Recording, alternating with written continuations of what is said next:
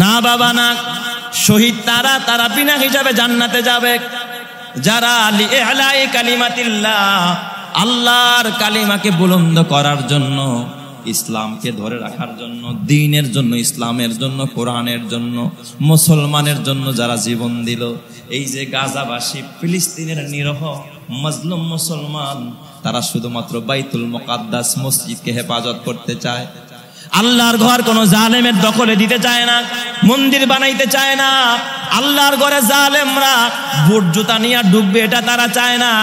মসজিদে আকসাকে কেন্দ্র করে বাইতুল মুকাদ্দাসের মুসলমান, এ মুসলমান আপনারা জানেন ফিলিস্তিনের মুসলমানেরা যদি শুধুমাত্র ইসরায়েলিদেরকে মসজিদ আকসাটা ছেড়ে দিত, ওরা কোনো হামলা চালাইতো না, ঠিক না বে ঠিক? শুধু মসজিদ আকসাটা যদি দিয়ে দিত যে যা খুশি নিয়ে যান, মসজিদ আকসা নিয়ে যান, বাইতুল মুকাদ্দাস নিয়ে যান, ওরা খুশি থাকতো, জীবনও ফিলিস্তিনে হামলা চালাইতো না, গাজাবাসীদের উপরে বর্বর রচিত হামলা চালাইতো না। শুধু হামলা চালাইছে একটা কারণ, মসজিদ ওরা ছিনায়া নিতে পারে নাই, মসজিদ মুসলমান আঁকড়ায় ধরেছে। বলেন তো মসজিদ কার ঘর? আরো জোরে বলেন না, মসজিদ কার ঘর? আল্লাহর ঘর। এই মসজিদকে হেফাজত করার জন্য, আল্লাহর দ্বীনকে ধরে রাখার জন্য, লিআলাই কালিমাতিল্লাহর জন্য ফিলিস্তিনের মুসলমান নারীগুলো, শিশুগুলো, ছোট্ট ছোট্ট বাচ্চাগুলো, আহারে একটা ভিডিওতে দেখলাম তা বাবা, ছোট্ট মেয়েটা মৃত্যুবরণ করেছে, বাবার চোখের মধ্যে চুমু খাচ্ছে, বাবা এই শিশু বাচ্চাটার কপালের মধ্যে চুমু খাচ্ছে, বাবা মৃত বাচ্চাটাকে বুকের মধ্যে নিয়ে ঠোঁটের মধ্যে চুমু খাচ্ছে। কারণ বাবা কেন চুমু খায়? বাবা জানে আমার এই মেয়েটা এমনিই তো নিষ্পাপ, শিশু বাচ্চা যদি মারা যায়, আমার নবী বলেছেন আরো 2 প্রকারের মানুষ বিনা হিসাবে বেহিসাব জান্নাতে যাবে। তার মধ্যে এক প্রকার হলো শিশু বাচ্চা, অপ্রাপ্ত বয়স্ক কোনো বাচ্চা যদি জন্মের পর পর মারা যায়, বালেগ হওয়ার আগে আগে মারা যায়, যাদের শিশু বাচ্চা মরে গেছে, এটা আপনার জন্য একটা জান্নাতের অ্যাসিড হয়ে গেছে। এবং ওই বাবা এবং মা যদি সবর করতে পারে, ওই মা এবং বাবা যদি ধৈর্য ধারণ করতে পারে, বিলাপ না করে, কোন রকমের মাতম না করে, আর এই বাচ্চার মৃত্যুর পরে যদি মা বাবা সবর করতে পারে, আল্লাহ তাআলা ওই বাচ্চাকে বিনা হিসাব জান্নাত দিবে এবং তার মা বাবাকে আল্লাহ তাআলা এই বাচ্চার ওসিলায় খোদার জান্নাতে নিয়ে যাবে। আল্লাহ তাআলা সোজা জান্নাত দিয়ে দিবে এই শিশু বাচ্চার বরকতে। এই জন্য যাদের শিশু বাচ্চা মারা যায়, খবরদার আফসোস করবেন না, এটা আপনার পরকালের জন্য বড় একটা অ্যাসিড হয়ে দাঁড়াবে, নাজাতের একটা জরিয়া হয়ে দাঁড়াবে। আমার নবীর কলিজার টুকরা ইব্রাহিম যখন মারা যায়, মারিয়া কিপ্তির ঘরে ইব্রাহিমের জন্ম, ইব্রাহিম যেদিন মারা যায়, আমার নবীজি তার পুত্র সন্তান, অন্যান্য 6টা সন্তান মারা গেছে, নবীজি কখনো কাঁদে নাই। নবীজির ইব্রাহিম ইন্তেকালের পরে নবীজির চোখ দিয়া অজরে পানির ফোঁটাগুলো গড়ায়া পড়তেছে। সাহাবায়ে কেরাম বলেন, ইয়া রাসূলুল্লাহ, ইয়া হাবিবাল্লাহ, আপনি কি ইব্রাহিমের মৃত্যুকে মেনে নিতে পারেন না? নবীজি আমার ডাক দিয়া বলে, ও সাহাবীরা, তোমরা জানো না আল্লাহ দিয়েছেন, আল্লাহ নিয়ে গেছেন, আমার কোনো আফসোস নাই, কিন্তু সন্তানটার জন্য পিতা হিসাবে তো সন্তানের প্রতি মায়া আছে না নাই? জোরে বলেন, পিতা হিসাবে একটা সন্তানের প্রতি পিতার মায়া থাকবে, এটাই হলো স্বাভাবিক। কারণ পিতার দিলের ভিতরে সন্তানের মমতা ঢেলে দিয়েছেন যিনি, তিনি কে? আল্লাহ তাআলা একটা ভালোবাসার বন্ধন এঁটে দিয়েছেন। এই ভালোবাসার বন্ধনে আবদ্ধ হয়ে আমার নবী 2টা চোখ দিয়া অজরে পানির ফোঁটা ঝরাইতেছিলেন, কিন্তু কোনো শব্দ করে নাই, কোনো আফসোস করে নাই।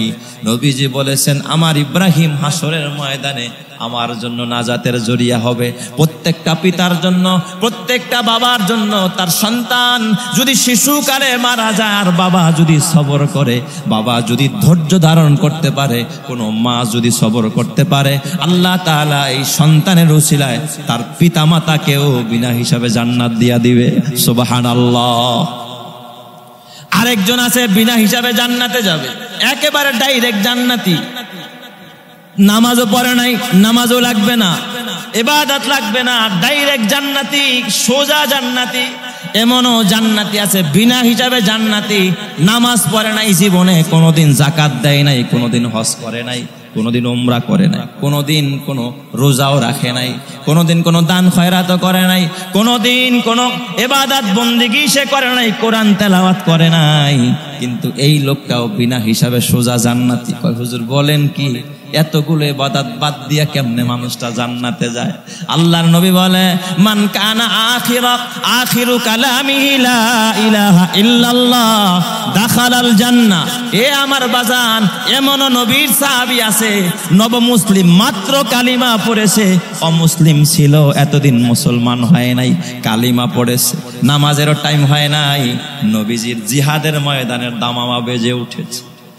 এমনও সাহাবী আছে হযরতে আসওয়াদ সুলামি রাদিয়াল্লাহু তাআলা আনহু সহ অসংখ্য সাহাবায়ে কেরাম। একজন কালো সাহাবী নামাজ পড়তে পারে নাই, মাত্র ঈমান এনেছে, কালিমা পড়েছে, অমনি যুদ্ধের দামামা বেজে উঠেছে। সকালবেলা রওনা করছে, যোহরের সময় হয় নাই, তরবারিটা কালিমা পড়ার পর মাত্র নবীজির সাথে তরবারি নিয়ে জিহাদের ময়দানে গেছে। ইবাদত করার সুযোগ পায় নাই, কালিমা পড়ছে, নব মুসলিম, তার অতীতের সব গুণ আল্লাহ ক্ষমা করে দিচ্ছে। জিহাদের ময়দানে গিয়া আল্লাহর রাস্তা, আল্লাহর দ্বীনের জন্য, ইসলামের জন্য নবীর প্রেমে পড়া জিহাদের ময়দানে অকাতরে বীর বিক্রমে যুদ্ধ করতে করতে ওই জিহাদের ময়দানে তিনি শহীদ হয়ে গেছে। নবীজি বলে, আমার এই সাহাবীর নামাজ নাই, তার আমল নামা খুঁজতে, রোজা নাই, যাকাত নাই, হজ নাই, কোনো আমল নামায় তার কোনো আমল নাই, কিন্তু তার আমল নামায় কোনো গুনাহও নাই। আল্লাহ তাআলার প্রতি ঈমান আনার কারণে অতীতের সব গুনাহ আল্লাহ তাআলা ক্ষমা করে দিয়েছে। আমার এই সাহাবীটা বিনা হিসাবে খোদার জান্নাতে চলে যাবে। সুবহানাল্লাহ। আম্মা বা'দু ফাআউযু বিল্লাহি মিনাশ শাইতানির রাজীম। বিসমিল্লাহির রাহমানির রহিম। ইয়া আইয়ুহাল্লাযীনা আমানুত্তাকুল্লাহ ওয়া কুনু মা'আস সাদিকিন। আমানতু বিল্লাহি সাদাকাল্লাহু মাওলানাল আযীম। وقال رسول الله صلى الله عليه وسلم من أحيا سنتي عند فساد أمتي فله أجر 100 شهيد وصدق رسوله النبي الكريم ونحن على ذلك لمن الشاهدين والشاكرين والحمد لله رب العالمين। লক্ষ কোটি শুকর ও সুজুদ সে মহান রব্বুল আলামিনের, যিনি আমাদেরকে এখানে একত্রিত করলেন, এবং লক্ষ কোটি দুরূদ ও সালাম বিশ্ব মানবতার মুক্তির দূত, দিশেহারা মানুষের মুক্তির দিশারি প্রিয় নবী মুহাম্মদুর রাসূলুল্লাহ সাল্লাল্লাহু আলাইহি ওয়াসাল্লামের প্রতি।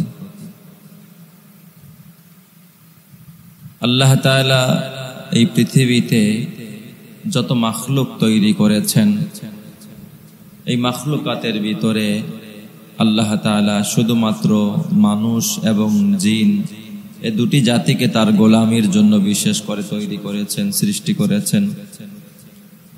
আর জান্নাত এবং জাহান্নাম এই দুটি জাতির জন্যই আল্লাহ তাআলা বানিয়েছেন। এই মানুষগুলো যেন জাহান্নামী না হয়, জান্নাতি হয়, সেজন্য আল্লাহ তাআলা যুগে যুগে অসংখ্য গণিত পয়গম্বর প্রেরণ করেছেন। নবীদের প্রধান কাজ ছিল মানুষকে তাওহীদের দাওয়াত দেওয়া, তাওহীদের পথে মানুষকে আহ্বান করা, রিসালাতের দায়িত্ব মানুষের কাছে পৌঁছিয়ে দেওয়া, এবং আখিরাতের জ্ঞান, আখিরাতের বুঝ মানুষের মাঝে পয়দা করা। আর এই পৃথিবীতে নবীগণ তারা হলেন মাসুম, তাদের কোনো গুনাহ নেই। তারা নবুয়ত পাওয়ার আগেও কোনো গুনাহ করে নাই, নবী হওয়ার পরেও কোনো গুনাহ করে নাই। আল্লাহ তাআলা সকল নবীদেরকে, যত পয়গম্বর আছেন এই পৃথিবীতে আল্লাহ প্রেরণ করেছেন, সব পয়গম্বররা মাসুম। এই জন্য ওই জান্নাতও বানাইছেন আল্লাহ তাআলা মাসুমদের জন্য, বেগুনাহ যার কোনো গুনাহ নাই তাদের জন্য। কারণ এক জাররা গুনাহ নিয়েও খোদার জান্নাতে যাওয়া যাবে না যতক্ষণ না গুনাহ মাফ করবে।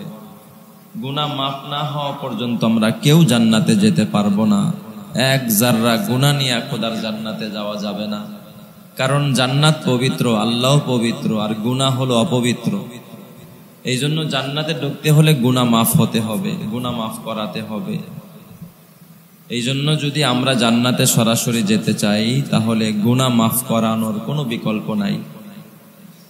হাদিসে এসেছে, নবীজি বলেন, 4 শ্রেণীর মানুষ, এরা বিনা হিসাবে, কোনো হিসাব ছাড়া, হিসাব লাগবে না, এরা বিনা হিসাবে হাসরের ময়দানে খোদার জান্নাতে চলে যাবে। সুবহানাল্লাহ। কয় শ্রেণীর মানুষ? 4 শ্রেণীর মানুষ, 4 প্রকারের মানুষ। এদের কোনো হিসাব নাই, এদের আমল নামাও পেশ করা হবে না। এরা ময়দানে মাহশারে দাঁড়াবে, আল্লাহ তাআলা বলবে, ইনতালিকু মাগফুরান লাকুম, যাও তোমাদের সব মাফ, তোমরা সোজা জান্নাতে চলে যাও। সুবহানাল্লাহ। কতই না খুশনসিব ওই মানুষগুলো, কতই না ভাগ্যবান তারা যাদের কোনো হিসাব হবে না। আর যাদের হিসাব আল্লাহ তাআলা কষে ধরবে। আল্লাহ যদি কারো হিসাব নিতেই চায়, তার সামনে বাড়ার কোনো রাস্তা নাই। এই জন্য আল্লাহর কাছে দোয়া কর, আল্লাহ তাআলা যেন আমাদের সকলের হিসাবকে সহজ করেন। সবাই বলি আমিন। নবীজিও আল্লাহর কাছে দোয়া করতেন, আল্লাহুম্মা হাসিবনি হিসাবাই ইয়াসীরা, হে আল্লাহ তুমি আমার হিসাবকে সহজ করো। কারণ আমরা যে আমল করি, আমাদের যে ঈমানের পাওয়ার, এই ঈমান আর এই আমল দিয়া মুক্তি পাওয়ার কোনো আশা করা যায় না। এই জন্য আমরা বেশি বেশি আল্লাহর কাছে হিসাব সহজ হওয়ার জন্য দোয়া করব। তো 4 শ্রেণীর মানুষের মধ্যে যারা বিনা হিসাবে, হিসাব ছাড়া সোজা জান্নাতে যাবে, 1 নম্বর হলো আল আম্বিয়া, সকল নবীরা। নবীরা ময়দানে মাহশারে হিসাব ছাড়া, বেহিসাব, তাদের কোনো হিসাব নাই। সকল নবীদেরকে আল্লাহ তাআলা বেহিসাব জান্নাত দিয়া দিবে। সুবহানাল্লাহ। এখন নবী হওয়া, নবুয়াত পাওয়া, এটা কারো চেষ্টা দ্বারা হয় না, প্রচেষ্টা দ্বারা হয় না। নবুয়াত যিনি দান করেন তিনি কে? আল্লাহ। এটা আল্লাহর পক্ষ থেকে দেওয়া একটি দায়িত্ব, আল্লাহর পক্ষ থেকে দেওয়া একটি নিয়ামত। এই নিয়ামত ইচ্ছা করলে আপনি কামাই করতে পারবেন না যে আমিও নবী হইয়া বিনা হিসাবে বেহিসাব জান্নাতে যাব। এই রাস্তা কোনো সাধারণ মানুষের জন্য খোলা নাই। এটা শুধুমাত্র আল্লাহর পক্ষ থেকে মনোনীত। কোনো মানুষ নবুয়াত চায়া আনতে পারে নাই। নবুয়াত চায়া আনার বিষয় না। আল্লাহ তাআলা যাকে পছন্দ করেছেন, যাকে মনোনীত করেছেন, যাকে তার মনোপুত হয়েছে, আল্লাহ তাআলা তাকেই নবুয়াতের মতো একটি পবিত্র দায়িত্ব আল্লাহ তাআলা তার উপর অর্পণ করেছেন। সুবহানাল্লাহ। এই জন্য নবীরা পুত পবিত্র, নবীদের কোনো গুনাহ নাই, নবুয়াত পাওয়ার আগেও নাই, পরেও নাই। এই জন্যই তো যদি এই যুগেও কেউ নবুয়াতের দাবি করে, যেমন মির্জা গোলাম আহমদ কাদিয়ানি, সে নবুয়াত দাবি করছে। আরে ভাই, চেয়ারম্যানই এটা দাবি করে হওয়া যায়, টাকা দিয়ে কিনে আনা যায়, মেম্বারিও কিনে আনা যায়, এমপিগিরিও কিনে আনা যায়, কিন্তু দুনিয়ার সব পদ কেনা যায়, কিন্তু একটা পদ কেনা যায় না। সেটা হলো কি? নবুয়াতের পদ, পয়গাম্বরী পদ। এই পদ যিনি একমাত্র দান করেন তিনি কে? আল্লাহ। এই জন্য নবীরা সব জান্নাতি না জাহান্নামী? সব জান্নাতি, বিনা হিসাবে জান্নাতি, কোনো হিসাব নাই। হাসরের ময়দানে দাঁড়াবে আর সব নবীরা খোদার জান্নাতে চলে যাবে। সুবহানাল্লাহ। 2 নাম্বার, যারা বিনা হিসাবে জান্নাতে যাবে। আরেকটা কথা মনে রাখেন, এই প্রথম প্রকারটা আমাদের জন্য হওয়া কঠিন, সম্ভব না, অসম্ভব। কিন্তু বাকি যে 3টা প্রকার আছে, আরো যে 3 প্রকারের মানুষ বিনা হিসাবে জান্নাতে যাবে, এই 3 প্রকার হওয়া, 3 প্রকারের রাস্তা আমাদের জন্য খোলা আছে। আমরা যদি চেষ্টা করি এই 3 প্রকারের ভিতরে, 3 দলের ভিতরে এক দল হইয়াও খোদার জান্নাতে বিনা হিসাবে যাইতে পারবো। সুবহানাল্লাহ। 2 নম্বর হলো সিদ্দিকিনদের দল। কাদের দল? সিদ্দিকিন। যারা সিদ্দিক হবে, সিদ্দিক বলা হয় চিরসত্যবাদী। এই জমিনে যারা চির সত্যবাদী হবে সিদ্দিক, তারাও খোদার জান্নাতে যাবে বেহিসাব। সিদ্দিক কারা? সিদ্দিক হলো যারা নবী না কিন্তু নবীদের ফটোকপি। সুবহানাল্লাহ বলেন সবাই। যারা কি না নবী না কিন্তু নবীদের কি ফটোকপি, তার মানে নবীদের নকল। নবীরা যেভাবে আমল করেছে তারাও সেভাবে আমল করে, নবীরা যেভাবে আল্লাহকে খুশি রেখেছে তারাও সেভাবে আল্লাহকে খুশি রাখে। তার মানে নবীদের ফটোকপি, নবীদের নকল। নবীরা যেভাবে চলতে চেষ্টা করেছে তারাও সেভাবে চলে, নবীরা যেভাবে জীবন যাপন করেছে তারাও সেভাবে জীবন যাপন করে, নবীরা যেভাবে ব্যবসা বাণিজ্য করেছে তারাও সেভাবে ব্যবসা বাণিজ্য করে, নবীরা যেভাবে তাওহীদের বাণী মানুষের দ্বারে দ্বারে গিয়া পৌঁছাইছে তারাও সেভাবে মানুষের দ্বারে দ্বারে গিয়া তাওহীদের বাণী পৌঁছায়, নবীরা যেভাবে ইবাদত করেছে তারাও সেভাবে ইবাদত করতে চেষ্টা করে, নবীরা যেভাবে আল্লাহকে খুশি রাখতে চেষ্টা করেছে তারাও সেভাবে খুশি রাখতে চেষ্টা করে। এরা হলো সিদ্দিকিনের দল। এরা মরতে দেরি হবে, খোদার জান্নাতে বেহিসাব যাইতে দেরি হবে না। সুবহানাল্লাহ। ওই সিদ্দিকদের ভিতরে একজন সিদ্দিকের নাম হযরতে আবু বকর সিদ্দিক রাদিয়াল্লাহু তাআলা। আবু বকর কি নবী? বলেন, আবু বকর কি নবী? নবী না, কিন্তু তিনি সিদ্দিক। তিনি কি সিদ্দিক? এই আবু বকর সিদ্দিক রাদিয়াল্লাহু তাআলা আনহু, এই আবু বকর সহ আরো কিছু সাহাবায়ে কেরাম, এরা বিনা হিসাবে হাসরের ময়দানে সোজা খোদার জান্নাতে চলে যাবে। সুবহানাল্লাহ। এই জন্য কিছু কিছু নবীদের টাইটেল আর উপাধি আল্লাহ তাআলা সিদ্দিক দিয়েছেন। কোরআনের ভিতরে বলে, ওয়াজকুর ফিল কিতাবি ইদরিস ইন্নাহু কানা সিদ্দিকান নাবিয়্যা। কিতাবে সিদ্দিকে ইদ্রিসের আলোচনা করেন, তিনি একজন সিদ্দিক নবী, সত্যবাদী নবী। সুবহানাল্লাহ জোরে কোন সবাই। ওয়াজকুর ফিল কিতাবি ইব্রাহিম ইন্নাহু কানা সিদ্দিকান নাবিয়্যা। এই কিতাবের ভিতরে ইব্রাহিমের আলোচনা করেন। হযরত ইব্রাহিম ছিলেন চির সত্যবাদী, তিনি ছিলেন সিদ্দিক, তিনি ছিলেন সত্যবাদী। হযরতে ইব্রাহিম খলিলুল্লাহ ছিলেন সত্যবাদী। সব নবীরা ছিলেন সিদ্দিক, সব নবীরাই কি সিদ্দিক। কোন নবী সিদ্দিকের বাহিরে না, সব নবীরাই সিদ্দিক। জোরে কোন সুবহানাল্লাহ। কিন্তু এই গুণটা শুধু নবীদের জন্য খাস না, নবী ছাড়াও সিদ্দিক হতে পারে। যেমন আবু বকর সিদ্দিক, হযরতে ওমরও ছিলেন সিদ্দিক, হযরতে ওসমান জিন্নুরাইন তিনিও ছিলেন সিদ্দিক, হযরতে আলী মুর্তাজা তিনিও ছিলেন সিদ্দিক। এরা সবাই বেহিসাব খোদার জান্নাতি। জোরে কোন সুবহানাল্লাহ। এই সাহাবায়ে কেরামদেরকে, এই সিদ্দিকিনদেরকে দুনিয়ার ভিতরে জান্নাতের সুসংবাদ দিছেন যিনি, তিনি কে? আল্লাহ তাআলা এদেরকে দুনিয়ায় থাকতেই জান্নাতের স্বীকৃতি দিয়ে দিছেন, সনদ দিয়ে দিছেন, সার্টিফিকেট দিয়ে দিছেন। সিদ্দিক কারে বলা হয়? সিদ্দিক বলা হয় যার ভিতরে এবং বাহিরে সমান, ভিতরেও যা বাহিরেও তা, যার জবানেও যা কলবেও তা, মুখে বলে একটা ভিতরে রাখে আরেকটা। এমন মানুষ সমাজে আছে না নাই?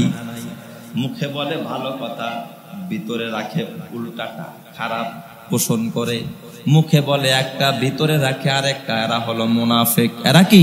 মুনাফিক। আর সিদ্দিক যারা, তারা অন্তরেও যা লালন করে, জবানেও তা বলে। এরা বাহিরেও যা করে, ভিতরেও তা। এদের ভিতর বাহিরটা সমান, এদের ভিতরেও যা বাহিরেও তা, কোনো কপটতা নাই, লোক দেখানোর জন্য কিচ্ছু করে না।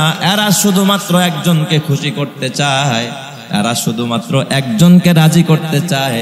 এরা সব সময় শুধুমাত্র কেবলমাত্র একজনকে হাত করতে চায়, তিনি কে? এটা হলো সিদ্দিকিনদের গুণ, খাসলাত, যাদের ভিতর বাহিরটা কি সমান। এখন আপনি চিন্তা করেন, আপনি কি সিদ্দিক কিনা? আপনার ভিতর আর বাহিরটা ঠিক নাই। এই জন্য বড় পীর আব্দুল কাদের জিলানী রহমাতুল্লাহ আলাইহি, তিনি একদিন মুনাজাতের ভিতরে কেঁদে কেঁদে বলতেছে, আল্লাহ, আমি এমন জান্নাত চাই না যেই জান্নাতের ভিতরে আমি তোমাকে পাবো না। আমি এমন জান্নাত চাই যেই জান্নাতের ভিতরে আমি তোমাকে পাবো। আল্লাহ তুমি যদি জান্নাতে না থাকো, তোমার দিদার যদি আমি জান্নাতে না পাই, এমন জান্নাতও আমার দরকার নাই। তার মানে কি মহব্বত রবের প্রতি, কি ভালোবাসা! এটা নির্জনে নিবৃত্তে লোক দেখানোর জন্য একা একা তিনি দোয়া করতেছে।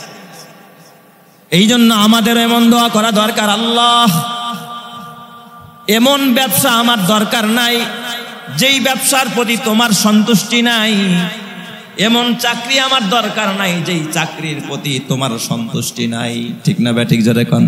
আপনার যেই ব্যবসার প্রতি আল্লাহ নারাজ, বলেন এই ব্যবসায় দুনিয়ায়ও আপনাকে সফলতা দিতে পারবে না, মৃত্যুর পরেও খোদার জান্নাতের আশা করাও যায় না। ঠিক না ব্যাঠিক? অসাধু ব্যবসায়ী, অবৈধ ব্যবসা, মানুষকে কষ্ট দিয়ে ব্যবসা, অন্যায় ভাবে টাকা আত্মসাদের ব্যবসা, এই ব্যবসার প্রতি আল্লাহও রাজি না। এই ব্যবসা করে আপনি যত টাকাই কামান না কেন সুখ কিনতে পারবেন না। সুখ দেওয়ার মালিক কে? আরো জোরে বলেন না, সুখ দেওয়ার মালিক কে? আল্লাহ। আল্লাহর কাছে এমন দোয়া করার কারণ, আল্লাহ এমন সন্তান চাই যেই সন্তানের প্রতি তুমি রাজি, এমন সন্তান আমার দরকার নাই যেই সন্তানের প্রতি তুমি রাজি থাকবা না। কি বলেন? এমন সন্তান যদি ঘরে একটা হয়ে যায় যার প্রতি আল্লাহ নারাজ, আল্লাহ বেজার, ওই সন্তান আপনার দুনিয়ায় উপকারে আসবে না, মৃত্যুর পরে সন্তানের কারণে খোদার জাহান্নামে জ্বলতে হবে। ঠিক না ব্যাঠিক জোরে কর? এই রকমের সন্তান 2-4টা মিল্টন সমাদদারের মতো এই যুগে যদি 2-4টা হয়ে যায়, জাহান্নামে যাওয়ার জন্য এরাই যথেষ্ট। ঠিক না ব্যাঠিক জোরে কর? মানবতার লেবাস লাগাইছে মিল্টন সমাদদার। কি লাগাইছে? মানবতার লেবাস লাগাইছে, সাইনবোর্ড লাগাইছে, যে একেবারে পথের মধ্যে পড়ে আছে, ফুটপাতে পড়ে আছে। এই মানুষগুলোকে টোকায়া টোকায়া নিয়ে মানুষের মাইন্ড কিভাবে দেখেন সে নিজের দিকে ধাপিত করেছে। এই মানুষ ছিন্নমূলের মানুষগুলো নিয়া তার ওই মাদার অ্যান্ড চাইল্ড কেয়ারের ভিতরে ঢুকায়া একটু সেবা দিয়া কয়েকদিন পরে বাস মাইরা হোক বা মরছে হোক, এরপর কিডনি মিডনি সব বেচা বাস মোটা অঙ্কের টাকা কামাই করেছে। আর দেশ বিদেশের মানুষের নিজেদের অর্থ আত্মসাতের জন্য একটা পলিসি। আসলে মানবতার সেবা উদ্দেশ্য ছিল না, মানব কল্যাণ উদ্দেশ্য ছিল না, তার উদ্দেশ্য ছিল পকেট ভারী করা, অসাধু উপায়ে মানুষের মাইন্ডকে তার দিকে ধাবিত করে অসাধু উপায়ে টাকা উপার্জন করা, আত্মসাৎ করা। আসলে তো এই রকমের মানবতার ব্যানারের নামে এর থেকেও, ডাকাতের থেকেও সে বড় ডাকাত। কারণ ডাকাতরা তো মানুষের মাল আত্মসাৎ করে, মানুষের অর্থ আত্মসাৎ করে। আর মিল্টন সমাদদার শুধু মানুষের মাল আত্মসাৎ করে নাই, অর্থ আত্মসাৎ করে নাই, সে মানুষকে আত্মসাৎ করেছে, মানুষের অঙ্গ প্রত্যঙ্গকে বিক্রি করেছে। অতএব সে হচ্ছে ডাকাতের উপর দিয়েও ডাকাত, ডাকাতের গডফাদার। কথা ঠিক না ব্যাঠিক জোরে কর? অথচ এরা ব্যানার লাগায়, এরা মানব সেবী, এরা মানবতার সেবা করে। তার মানে বাহিরে একটা, ভিতরে আরেকটা। সিদ্দিক এরা কি বলেন? সিদ্দিক কি এরা নাকি? সিদ্দিক হলো তারা যাদের ভিতরেও এক, বাহিরেও এক। ভিতরে যা আছে বাহিরেও তা আছে, ভিতরে যা বলে বাহিরেও তা বলে। সামনে এসে একরকম বলে, আবার অগোচরে গিয়ে আরেক রকম বলে।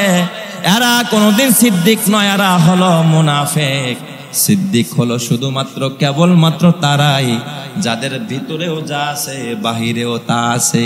এবার আপনি চিন্তা করেন, আপনার ভিতর বাহির সমান নাকি?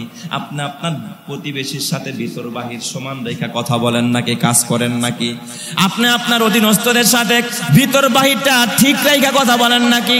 আপনি আপনার ব্যবসায়িক পার্টনারের সাথে ভিতর বাহিরটা ঠিক রেখা ব্যবসা করেন নাকি? আপনি আপনার রাজনৈতিক ভাইয়ের সাথে, আরেক ভাইয়ের সাথে ব্যবহারের সময় আপনার ভিতর বাহির ঠিক থাকে না। মুখে একটা, ভিতরে আরেকটা। মুখে মধু, ভিতরে বিষ। এমন মানুষ সমাজের মধ্যে আছে না নাই? আল্লাহ তুমি এদেরকে হেদায়েত দান করো। হুজুরে বলেন আমিন। তাহলে সিদ্দিকিনরা বিনা হিসাবে জান্নাতি। সিদ্দিকিনরা কই যাবে বলেন? বিনা হিসাবে সোজা খোদার জান্নাতে চলে যাবে।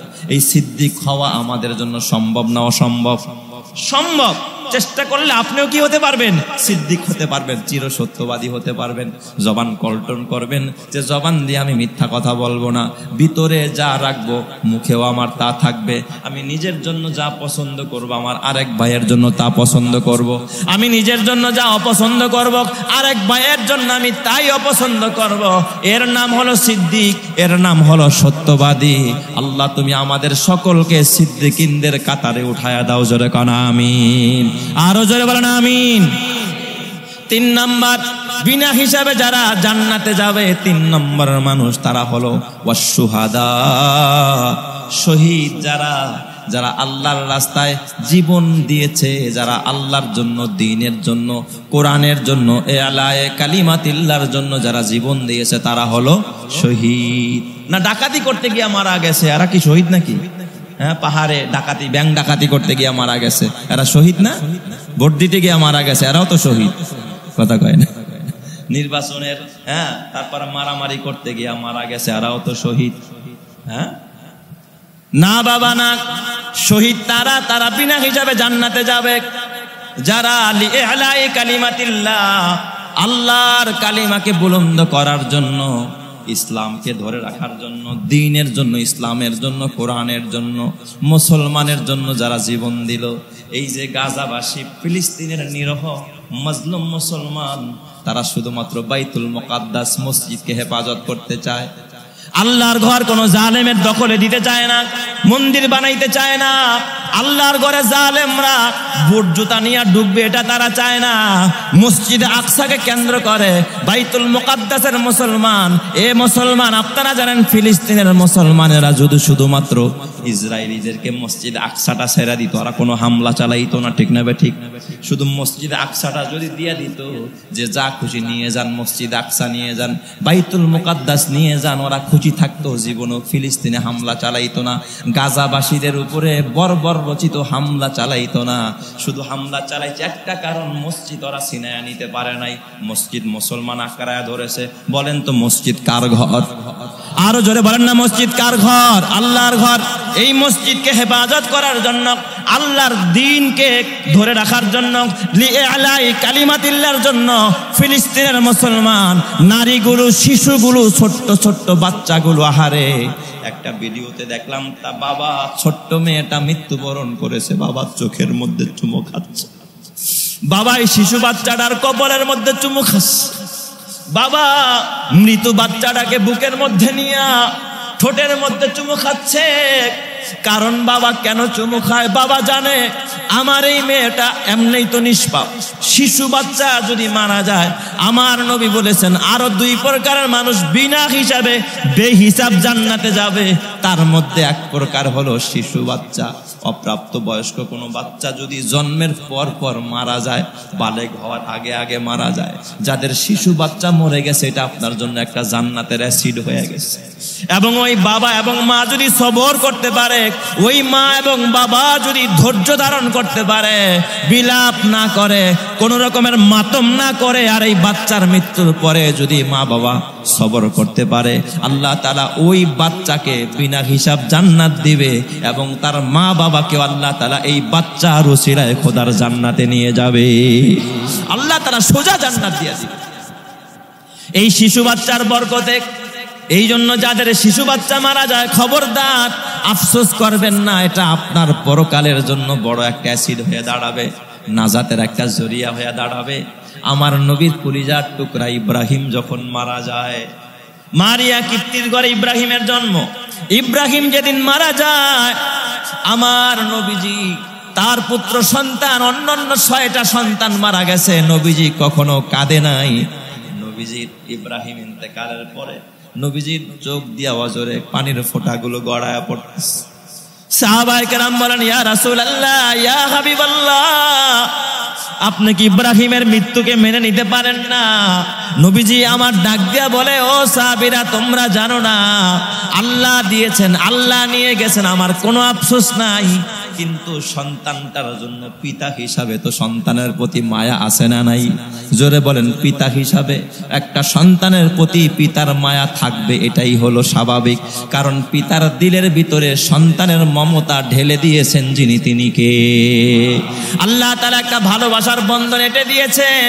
এই ভালোবাসার বন্ধনে আবদ্ধ হয়ে আমার নবী দুটা চোখ ঝরিয়া অজরে পানির ফোঁটা ঝরাইতেছিলেন, কিন্তু কোনো শব্দ করে নাই, কোনো আফসোস করে নাই। নবীজি বলেছেন, আমার ইব্রাহিম হাসরের ময়দানে আমার জন্য নাজাতের জরিয়া হবে। প্রত্যেকটা পিতার জন্য, প্রত্যেকটা বাবার জন্য তার সন্তান যদি শিশুকালে মারা যায় আর বাবা যদি সবর করে, বাবা যদি ধৈর্য ধারণ করতে পারে, কোনো মা যদি সবর করতে পারে, আল্লাহ তাআলা এই সন্তানের উসিলায় তার পিতা মাতাকেও বিনা হিসাবে জান্নাত দিয়া দিবে। সুবহানাল্লাহ। আরেকজন আছে বিনা হিসাবে জান্নাতে যাবে, একেবারে ডাইরেক্ট জান্নাতি। নামাজও পড়ে নাই, নামাজও লাগবে না, ইবাদত লাগবে না, ডাইরেক্ট জান্নাতি, সোজা জান্নাতি। এমনও জান্নাতি আছে বিনা হিসাবে জান্নাতি, নামাজ পড়ে নাই জীবনে, কোনোদিন যাকাত দেয় নাই, কোনোদিন হজ করে নাই, কোনোদিন উমরা করে নাই, কোনোদিন কোনো রোজাও রাখে নাই, কোনোদিন কোনো দান খয়রাতও করে নাই, কোনোদিন কোনো ইবাদত বন্দেগী সে করে নাই, কোরআন তেলাওয়াত করে নাই, কিন্তু এই লোকটাও বিনা হিসাবে সোজা জান্নাতি। কয় হুজুর বলেন কি, এতগুলো ইবাদত বাদ দিয়া কেমনে মানুষটা জান্নাতে যায়? আল্লাহর নবী বলে, মান কানা আখিরু কালামিহি লা ইলাহা ইল্লাল্লাহ দাখালাল জান্নাহ। এ আমার বাজান, এমন নবীর সাহাবী আছে নব মুসলিম, মাত্র কালিমা পড়েছে, অমুসলিম ছিল, এতদিন মুসলমান হয় নাই, কালিমা পড়েছে, নামাজেরও টাইম হয় নাই, নবীজির জিহাদের ময়দানের দামামা বেজে উঠেছে। এমন সাহাবী আছে হযরতে আসওয়াদ সুলামি রাদিয়াল্লাহু তাআলা আনহু সহ অসংখ্য সাহাবায়ে কেরাম। একজন কালো সাহাবী নামাজ পড়তে পারে নাই, মাত্র ঈমান এনেছে, কালিমা পড়েছে, অমনি যুদ্ধের দামামা বেজে উঠেছে। সকালবেলা রওনা করছে, জোহরের সময় হয় নাই, তরবারিটা কালিমা পড়ার পর মাত্র নবীজির সাথে তরবারি নিয়ে জিহাদের ময়দানে গেছে। ইবাদত করার সুযোগ পায় নাই, কালিমা পড়ছে, নব মুসলিম, তার অতীতের সব গুণ আল্লাহ ক্ষমা করে দিচ্ছে। জিহাদের ময়দানে গিয়া আল্লাহর রাস্তা, আল্লাহর দ্বীনের জন্য, ইসলামের জন্য নবীর প্রেমে পড়া জিহাদের ময়দানে অকাতরে বীর বিক্রমে যুদ্ধ করতে করতে ওই জিহাদের ময়দানে তিনি শহীদ হয়ে গেছে। নবীজি বলে, আমার এই সাহাবীর নামাজ নাই, তার আমল নামা খুঁজতে, রোজা নাই, যাকাত নাই, হজ নাই, কোনো আমল নামায় তার কোনো আমল নাই, কিন্তু তার আমল নামায় কোনো গুনাহও নাই। আল্লাহ তাআলার প্রতি ঈমান আনার কারণে অতীতের সব গুনাহ আল্লাহ তাআলা ক্ষমা করে দিয়েছে। আমার এই সাহাবীটা বিনা হিসাবে খোদার জান্নাতে চলে যাবে। সুবহানাল্লাহ। এই জন্য আমার বাবা লিআলাই কালিমাতিল্লাহ, আল্লাহর কালিমাকে বুলন্দ করার জন্য যারা জীবন দেয় তাদেরকে বিনা হিসাবে জান্নাত দিবেন যিনি, তিনি কে? এই জন্য আমার আল্লাহ বলেন, ওয়ালা তাকুলু লিমান ইউকতালু ফি সাবিলিল্লাহি আমওয়াত বাল আহইয়াউ ওয়ালাকিন লা তাশউরুন। খবরদার, আল্লাহর রাস্তায় যারা শহীদ হয়ে যায় তোমরা তাদেরকে মৃত্যু বলবা না, তারা কিন্তু মৃত্যু না, বরং তারা হলো জিন্দা। কবরে রাখার পরে তাদের রূহটাকে আল্লাহ তাআলা একটা পাখির খাঁচা বানায়া ওই খাঁচার ভিতরে ঢুকায়া দিবে। ঢুকায়া দিয়ে আল্লাহ তাআলার পক্ষ থেকে আদেশ হবে, এ শহীদের আত্মা, এবার এই পাখির খাঁচার ভিতরে ডানা দিয়া উইরা উইরা যেই গাছে যেতে মনে চায় ওই গাছে যাও, ওই গাছের ফল খাও। যেই জান্নাতের ভিতরে বসবাস করতে মনে চায় ওই জান্নাতের ভিতরে বসবাস করো। আমি আল্লাহ তোমার জন্য 8টা জান্নাতের দুয়ার উন্মুক্ত করে দিলাম। সুবহানাল্লাহ। এই জন্য আমার বাবা দ্বীনের জন্য কষ্ট অতীতেও করেছে। মুজাদ্দেদ আল পেসানি রহমাতুল্লাহি আলাইহি, এ আমার বাবা বছরের পর বছর জেল খেটেছে। সম্রাট আকবর, মুঘল সম্রাটদের যুগে সম্রাট আকবর দ্বীনে এলাহি কায়েম করেছে, খোদার বিধানের উপরে হাত লাগাইছে। এত বড় পাপিষ্ট ছিল সম্রাট আকবর, সে নিজে কালিমা বানাইছে, আল্লাহর কালিমাকে মানে না, নিজে কালিমা বানাইছে লা ইলাহা ইল্লাল্লাহ।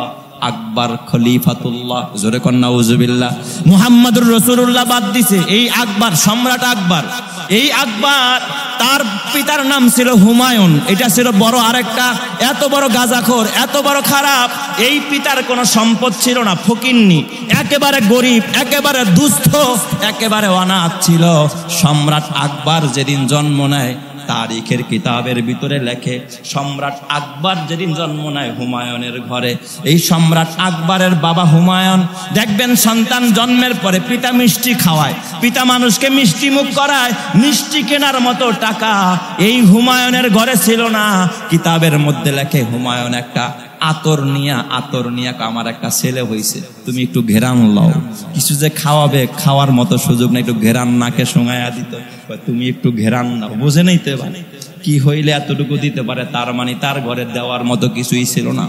এই ফকিরের ঘরে এ বাবা এই সম্রাট আকবর ওই যে বলে না অপাত্রে কন্যাদান, আপনারা দেখবেন কিয়ামতেরও কিছু আলামত আছে। আংতারাল হুফাতাল উরাতার রুআতা আলা আশা, দেখবেন কিয়ামতের আগে আগে এমনও কিছু মানুষ আছে যার বংশ পরিচয় নাই, পিতার পরিচয় নাই, কিচ্ছু ছিল না, কিন্তু দেখবেন সে বিশাল বিশাল অট্টালিকা বানাচ্ছে।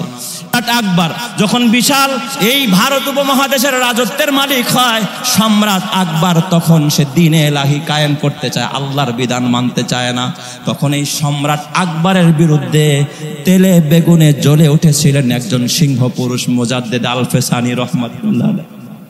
এই মুজাদ্দেদ আল-ফেসানি ফতোয়া দিয়েছিলেন সম্রাট আকবরের বিরুদ্ধে, তার জুলুমের বিরুদ্ধে। এই জন্য সম্রাট আকবর মুজাদ্দেদ আল-ফেসানিকে কারারুদ্ধ করেছে, একদিন আর দুই দিন নয়, দীর্ঘদিন পর্যন্ত মুজাদ্দেদ আল-ফেসানিকে ওই অন্দর মহলে জালেমের ওই জুলুমের জিন্দানখানার ভিতরে দীর্ঘ টাইম পর্যন্ত বন্দি করে রেখেছে। তারপরেও তাকে কাবু করতে পারে না। হঠাৎ সম্রাট আকবর একদিন তার উজিরকে ডেকে বলে, উজির, জঙ্গল থেকে খাঁচা দিয়া গুলি করে নয়, বিভিন্ন ফাঁদ দিয়ে একটা হিংস্র বাঘ করা ধরে নিয়ে আয়, খাঁচার মধ্যে 10 দিন ক্ষুধার্ত রাখবি, বাঘরে কোনো খাবার দিবি না। আমি দেখতে চাই এই মুজাদ্দেদ আল-ফেসানির সাথে ওই ক্ষুধার্ত বাঘটা কি আচরণ করে। যেই জেলখানার যেই রুমের ভিতরে হযরতে মুজাদ্দেদ আল-ফেসানি রহমাতুল্লাহ আলাইহিকে বন্দি করা হয়েছে, 10 দিন না খাওয়া ক্ষুধার্ত একটা বাঘ ওই খাঁচার ভিতরে থেকে বের করে মুজাদ্দেদ আল-ফেসানির রুমে ছেড়ে দিয়েছে। মনে করছে তাকে ছিঁড়ে ফেরে খাবে 10 দিনের ক্ষুধার্ত বাঘ, কিন্তু তারিখের কিতাবের মধ্যে লেখে কসম আল্লাহর, ক্ষুধার্ত বাঘ মুজাদ্দেদ আল-ফেসানির রুমের মধ্যে ঢুকে আল-ফেসানির পায়ের মধ্যে গিয়া পায়ের নিচের মধ্যে জিহ্বা দিয়া বাঘ চাটা আরম্ভ করেছে। চিৎকার মেরে কোন সুবহানাল্লাহ। বাঘ আল-ফেসানির চেহারার দিকে তাকায়া চোখের পানি ছেড়ে দিয়েছে। বাঘের স্বভাব আক্রমণ করা, কিন্তু আক্রমণ করে না। এই দিক দিয়া সম্রাট আকবর তাকায়া তাকায়া দেখতেছিল, আরে বাঘ তার আসল খাসটা কই গেল, এরই পায়ে চাটা আরম্ভ করছে, কদম বুসি আরম্ভ করছে। মুজাদ্দেদ আল-ফেসানির চেহারার দিকে তাকায়া তাকায়া চোখের পানি, বাঘের চোখ থেকে পানি ঝরতেছিল। তোমরা মানুষ হইয়া মানুষ চিনলা না, অথচ পশু হইয়া মানুষ চিনতে ভুল করে না। কথা ঠিক না ব্যাঠিক জোরে কান। যুগে যুগে এই রকমের বহু ওলামায়ে কেরাম তারা জিন্দানখানায় থাকবে শুধুমাত্র একটাই মাত্র কারণ, দ্বীনের জন্য, ইসলামের জন্য, কোরআনের জন্য। শাইখুল হাদিস ইবনে শাইখুল হাদিস দীর্ঘ 3 বছর এ বাবা 1 মাস তাকেও জিন্দানখানায় থাকতে হয়েছে শুধুমাত্র দ্বীনের জন্য, কোরআনের জন্য, ইসলামের জন্য।